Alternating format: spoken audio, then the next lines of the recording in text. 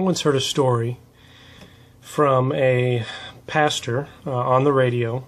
It's a popular thing today for some of the radio preachers to do cruises, to host a cruise with their ministry where they teach every day of the week-long cruise or whatever.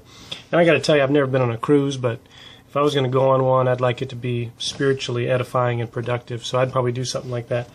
But this particular pastor was telling a story about how he talked to the cruise officials or the cruise liner people who helped arrange it, the people in charge of it, the unbelievers involved with the cruise, and they had said that, oh, your people did a good job, they were real nice, we really appreciated them, and we'd like to have you back.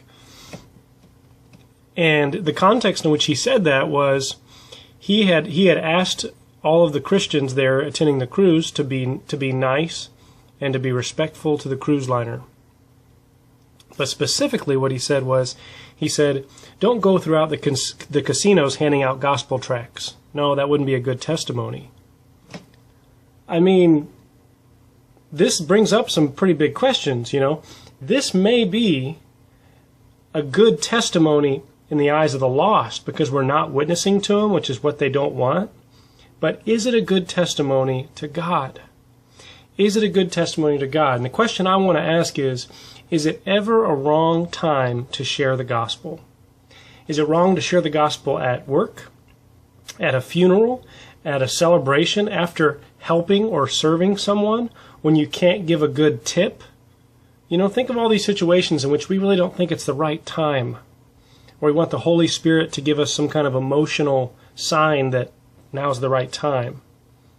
Well, there's some key questions I think we need to answer to answer this other question. The first question is there ever a time when an unbeliever doesn't need the gospel? And secondly, is there ever a time when we are guaranteed that we'll see that particular unbeliever again?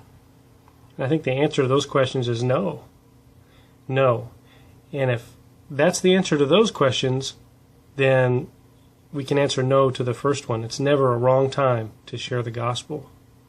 Let's look briefly at Genesis 40, verses 14 to 19. This is a story with Joseph. Joseph is in prison, and you want to get on the good side of the people that can get you out of prison, right? And so the cupbearer and the baker are there, and they give him their dreams, and Joseph can interpret them, and he interpreted it well for the cupbearer.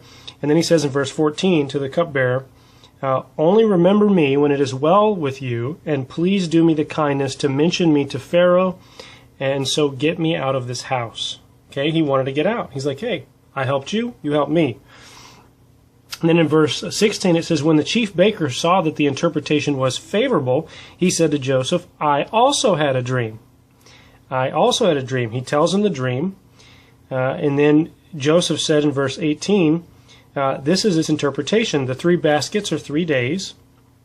In 3 days Pharaoh will lift up your head from you and hang you on a tree, and the birds will eat the flesh from you.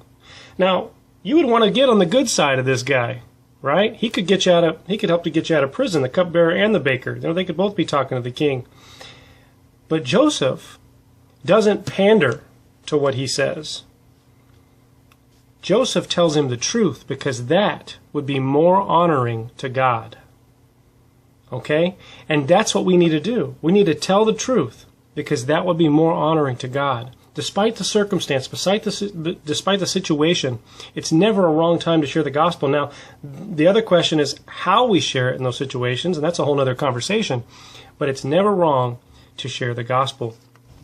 Then look over at Acts chapter 20, verse 27.